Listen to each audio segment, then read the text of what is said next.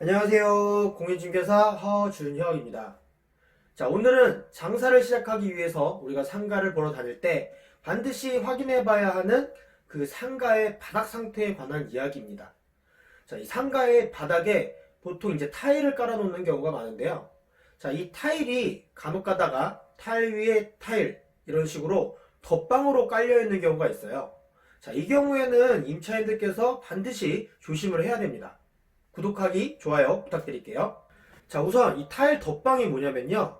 자, 최초의 그 상가의 바닥인 상태가 이제 시멘트 상태라고 치면 그 시멘트 바닥 상태로는 상가를 사용할 수가 없잖아요.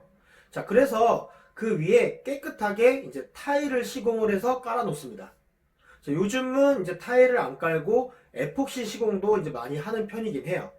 자, 그런데 이 바닥에 타일을 붙일 때 이 시멘트 위에 타일을 붙인 상태의 상가가 있고, 또 기존의 시멘트 위에 타일이 붙어 있는 상태, 그리고 그 위에 타일을 또 붙인 상태가 있어요. 자, 그러니까 타일 위에 타일을 붙인 거를 덧방이라고 하는 거예요.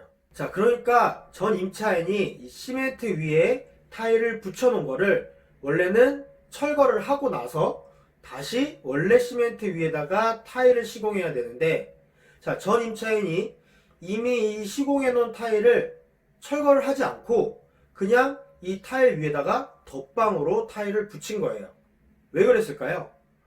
위에 붙어 있는 타일을 철거하고 다시 타일 시공을 하게 되면 철거비가 추가로 발생하게 되잖아요. 자, 그래서 인테리어 공사비를 아끼려고 그렇게 하는 거죠. 자, 그런데 이게 뭐가 문제가 되냐? 자, 이런 식으로 이 덧방에 덧방을 하다 보면, 자, 상가 바닥이 점점점 어떻게 되겠어요? 위로 올라오게 되겠죠? 두께가 계속 쌓이면서요. 자꾸 덧방하는 타일의 두께 때문에 상가 바닥이 높아지게 되는 거예요. 자, 그러면 가장 첫 번째로 생기는 문제가 바로 문이에요. 자, 현관문이 있으면 현관문의 이 아랫부분이 이 바닥 높이랑 충분히 떨어져 있어야지만 문이 안으로든 밖으로든 열고 닫기가 편하겠죠. 자, 그런데 바닥에 타일이 이 덧방이 반복되게 되면 바닥의 높이가 높아지다 보니까 이 문의 아랫부분의 높이까지 상가 바닥이 올라오게 된 상가들이 있어요. 이거 잘 보셔야 됩니다. 자, 그런데 이 상태에서 단순히 나도 덧방으로 해야지 하고 덜컥 계약 먼저 하잖아요. 그러면 인테리어 할 때 목돈이 깨지는 수가 있어요. 타일 덧방을 하려고 딱 보니까 상가 바닥이 어떻게 돼 있어요? 상가 바닥이 덧방에 덧방을 거듭하면서 이 바닥 높이가 높아지면서 문 아랫부분 높이하고 거의 맞닿게 생긴 거예요. 그러면 결국 어떻게 돼요? 문이 안으로 안 열릴 수도 있는 거죠. 자, 결국 상가에 들어갈 때 단기 세요는 되는데 미세요가 안 된다는 거예요. 이 상가 바닥 부분에 걸려서.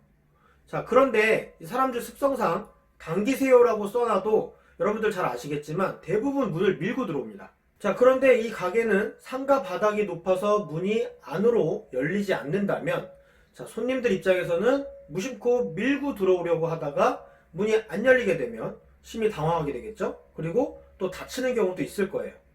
자, 그럼 결국 문이 상가의 안쪽, 바깥쪽, 양쪽 방향으로 잘 열리게 하려면, 자, 문 아랫부분을 잘라내야 돼요.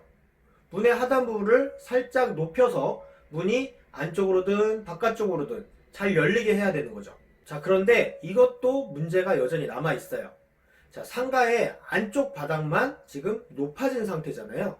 상가 밖의 바닥의 높이는 그대로인데 안쪽의 바닥만 높아졌으니까 당연히 뭐가 생겨요? 턱이 생기겠죠. 자, 무심코 문을 밀고 들어오다가, 자, 문은 열렸는데 이 턱을 보지 못하고 손님들이 발에 걸려서 넘어지는 경우가 아마 많을 거예요. 장사하는 가게 입장에서는 이 부분 매우 심각한 문제입니다. 자, 결국에는 이 바닥재를 철거하고 다시 바닥 시공을 새로 해야 되는 상황이 될 수도 있어요. 자, 애초에 계약할 때는 덧방을 생각을 했지만, 자, 철거하면서 시공을 해야 되는 상황으로 바뀌게 되는 거죠. 자, 그런데 막상 철거를 시작했더니 또 문제가 생깁니다. 바닥재가 한 겹이 아니라 한 겹에 두 겹, 세 겹, 자, 이렇게 깔려 있는 경우도 있어요. 막상 뜯어보니까 그렇게 나오는 거예요. 자, 이 경우에는 철거비가 또 더 추가가 되겠죠. 폐기물이 많아지니까 철거비가 더 추가되는 거예요. 자, 그리고 또 이렇게 여러 번 덧방이 된 곳은 자, 표면상으로 보이는 바닥재 밑에 또 다른 어떤 바닥재로 시공이 되어 있는지 알 수가 없어요. 지난 10년 동안 상가 중개 계약을 하면서 실제로 본 것들을 기준으로 말씀을 드리는 거예요. 자, 제가 실제로 상가 계약을 하면서 이 바닥 시공을 함께 알아봐 드리는 경우도 있어요. 그렇게 되면 제가 진행 사항을 쭉 지켜보면서 이제 확인도 하고 체크도 하는데요. 자, 한 번은 사무실 용도로 사용할 상가였었는데 바닥 표면이 좀 지저분하고 약간 울퉁불퉁한 부분이 있었어요. 자, 그래서 이거 나중에 임차인이 어떠한 클레임의 문제가 될 수도 있겠다라고 생각을 하고 자, 임대인에게 기존의 바닥재를 철거하고 다시 바닥에 데코 타일을 깔아주기로 하면서 계약을 하자고 했어요. 자, 임대인께서도 흔쾌히 조건에 응해 주셨었고 그래서 계약을 체결을 했습니다. 자, 그런데 바닥을 철거를 시작을 했더니 일단 바닥재가 한 겹이 아니었어요. 그 밑으로 두 겹도 아니고 세 겹이 더 깔려 있었습니다. 당연히 철거비가 추가될 수밖에 없는 상황이었죠. 또 바닥 표면이 왜 그렇게 울퉁불퉁한가 한번 봤더니 자, 바닥재 중간중간에 왜 구멍 나고 파인 부분들 있잖아요. 자, 그런 부분들을 석고로 메꾼 자국이 있더라고요. 자, 그런데 그 석고, 그걸 메꾼 석고 부분이 아마 습기가 차면서 이 습기에 불어서 이제 부풀어진 거죠. 그러면서 울퉁불퉁해진 것 같은 그런 느낌이었어요. 자, 당연히 철거할 때 폐기물이 많아지게 되니까 철거비가 예상보다 많이 들어가게 되는 거예요. 자, 이 케이스는 바닥 상태를 계약 전에 미리 발견을 하고 그리고 계약 조건으로 임대인이 바닥을 새로 깔아주기로 하고 계약을 했으니까 자, 임차인이 따로 철거비를 추가 부담하거나 그런 일은 없었죠. 자, 그런데 만약 임차인이 이런 바닥 상태를 체크하지 않고 계약을 했다면 그리고 덧방을 하려고 했는데 덧방을 할 수 없는 상황이 된다면 자, 철거비 때문에 임차인은 예상보다 더 많은 인테리어비를 부담할 수도 있었겠죠. 자, 이렇게 바닥 타일이 덧방으로 깔려있는 경우에는 자, 임차인에게 예상치 못한 비용을 지불하게도 합니다. 임대인분들 입장에서도 마찬가지예요. 만약에 상가 바닥 타일에 덧방이 되어 있고 또 새로 들어오는 임차인이 그 위에 덧방을 할 예정이라면 자, 그 부분을 나중에 임대차 계약이 종료될 때 원상복구를 어떤 식으로 할 건지 자, 그 원상복구의 범위에 대해서 미리 약정을 하고 계약을 체결하시는 게 좋습니다. 나중에 가서 상가가 공실이 된 상태에서 그 부분을 발견을 하게 되면 임대인께서 자기 부담으로 또 추가 비용을 내면서 그 바닥 타일을 또 철거해 줘야 되는 경우가 생길 수도 있어요. 자, 그렇기 때문에 임대인분들께서도